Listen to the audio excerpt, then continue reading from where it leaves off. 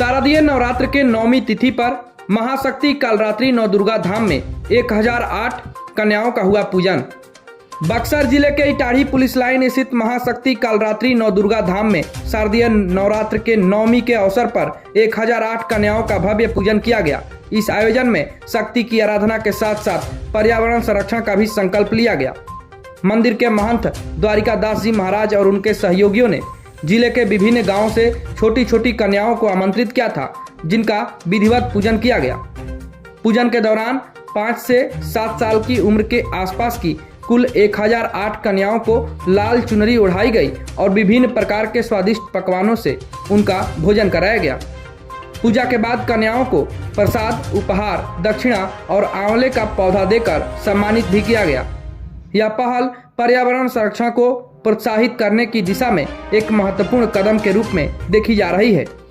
मंदिर के महंत द्वारिका दास जी महाराज ने बताया कि शास्त्रों में शारदीय नवरात्र के दौरान कन्या पूजन का विशेष महत्व है।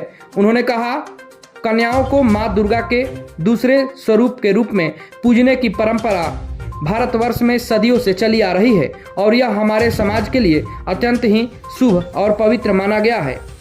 उन्होंने बताया कि नवरात्रि के दौरान कन्या पूजन से न केवल धार्मिक दृष्टिकोण से बल्कि सामाजिक और सांस्कृतिक दृष्टिकोण से भी विशेष लाभ होता है।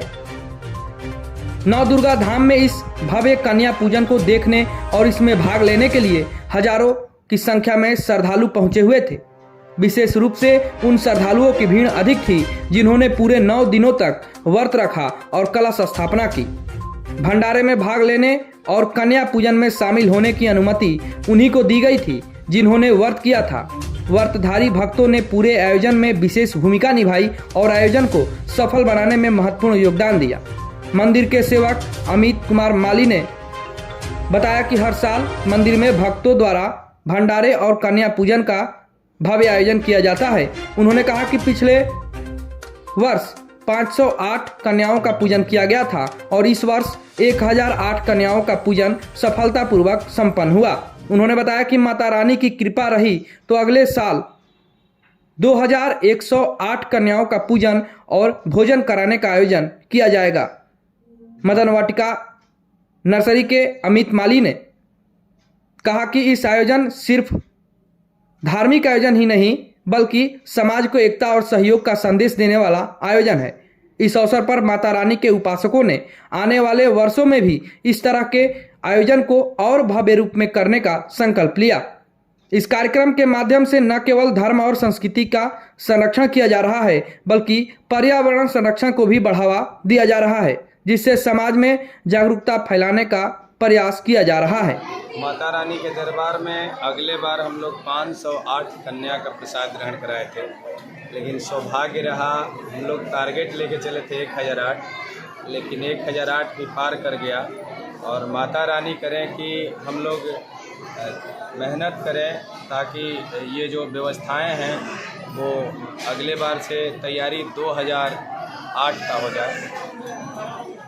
अक्सर देखा जाता है कि पूजा के दौरान आप पूरी तरह से यहीं रह जाते हैं, सारा कारोबार छोड़। दोनों नवरात्रि में माता रानी के प्रांगण में कलश रख करके और 9 दिन सारा व्यवस्था छोड़ करके माता रानी के दरबार में जितने भी भक्त लोग आते हैं उनका सेवा करना, उनको प्रसाद ग्रहण कराना, उनको जल पिलाना, यही मेरा काम है। सेवा करते रहते हैं। कहाँ से लोग आते हैं क्या? ये पूरे शाहाबाद से, पूरे शाहाबाद और इधर आपका गाजीपुर, बनारस, बहुत ऐसे लोग हैं जो पंजाब, दिल्ली से भी आए हुए हैं माता रानी के दरबार में। कलश रखे हुए हैं 9 दिन तक। आज जो है कन्या का प्रसाद वो लोग सभी लोग ग्रहण करा रहे हैं। प्रसाद ग्रहण करने के बाद जो है कि नहीं अपने भी प्रसाद ग्रहण करेंगे और बस कन्या का भोजन का प्रसाद जो है ग्रहण कराने के बाद भंडारा चालू हो जाएगा।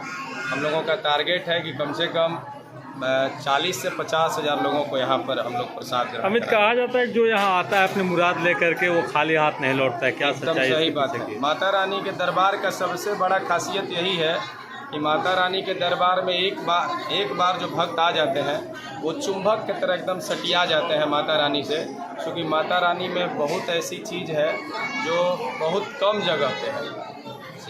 जी।